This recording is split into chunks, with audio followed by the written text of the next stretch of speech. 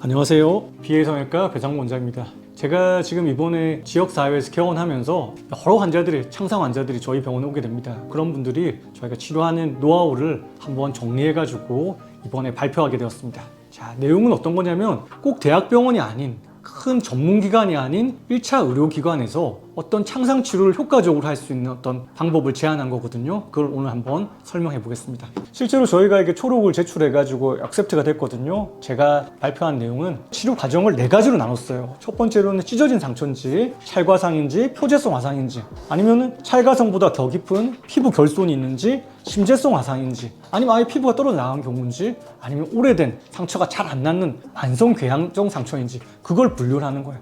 그에 맞춰서 치료하게 되겠죠, 그죠? 두 번째 스텝은 뭐냐면, 자, 지금 영어로 여러 제품들이 있는데 칼로덤 있어요. 그 다음에 플라센텍스, 그 다음에 NDA 유스 셀렉션이라는 창상 수복제가 있고, 폼 드레싱 제품인 메디폼 많이 들어보셨죠? 그 다음에 전 뺐을 때 듀오덤, 이런 게 있습니다. 우리가 각각의 치료 제도들을 그에 맞춰 쓰게 되는 거예요. 우리가 상처를 어떻게 시간이 지나면 아물 수도 있겠지만 이게 빨리 아물어야지 흉터가 좋게 생기는 거예요.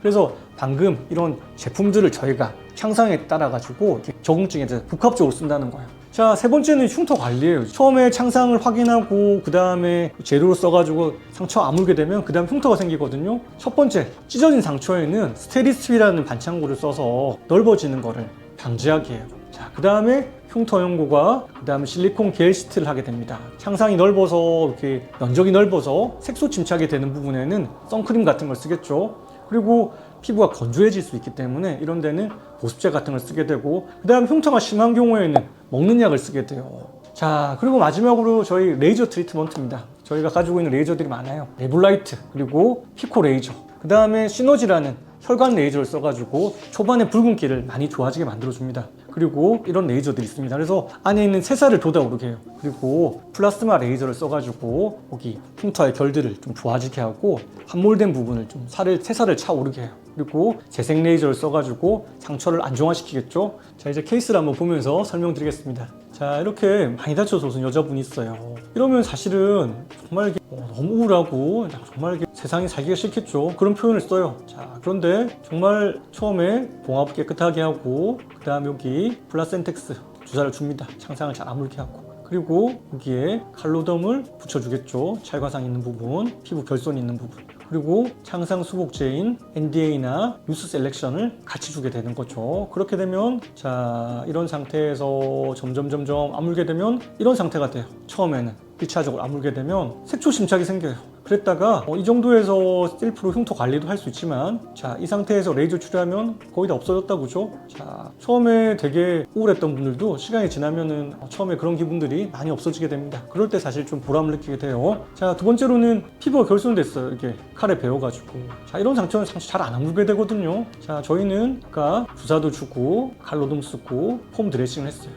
2일째 날, 4일째. 자, 6일 만에 다 아물었어요. 다 아물게 되었습니다. 자, 크로닉 운드입니다. 이분은 실제로 대학병원에서 이렇게 두피 암으로 해가지고 계속 치료받는 분인데, 이렇게 항암 치료한다고 포트가 있어요. 항암제 주는. 그러니까 상처가 여기 있으니까 더 잘 안 아물겠죠. 그래서 그 병원은 사실 가기도 힘들고 계속 셀프로 치료하다가 잘 안 아물게 되는 거예요. 그래서 저희가 오면서 계속 상처 치료하면서 PDRN, 플라센텍스로 씻어내고 소독하면서 치료를 했습니다. 자, 그래서 깨끗하게 아물게 됐습니다. 실제로 안에 빈 공간이라서 음압이 걸려서 아물게 됐는데, 아마 그 대학 교수님이 되게 놀랐다고 해요. 사실은 어떻게 지역에 이런 병원이 다 있냐, 어떻게 다 아물게 됐냐. 자기들도 몇 번 상처가 안 나가지고 다시 봉합하고 했는데, 그래서 실제로는 저도 다 해봤어요. 저도 대학에서 있었습니다. 이런 말씀을 좀 해드렸습니다.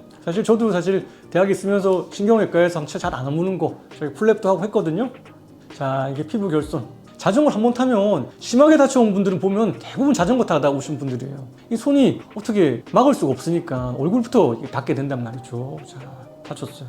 자, 여기서 보면 처음에 어떻게 치료하냐면 이 지저분한 부분들, 아스팔트에 있는 부분들을 잘 생리식염수로 다 닦아냅니다. 긁어내기도 하고, 그리고 칼로돔 사용하고, 그 다음에 PDRN 주사하고, 소독을 했죠. 그죠? 자, 1차적으로 치료하니까 이렇게 색소 침착이 됐어요. 표정이 좋지 않아요. 자, 그리고 레이저 치료하고 뭐 셀프 관리도 하고 했죠. 그죠? 자, 그렇게 해놓으니까 자, 이렇게 스마일한 표정이 되었습니다.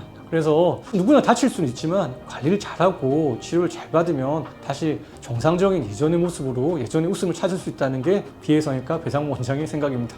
감사합니다.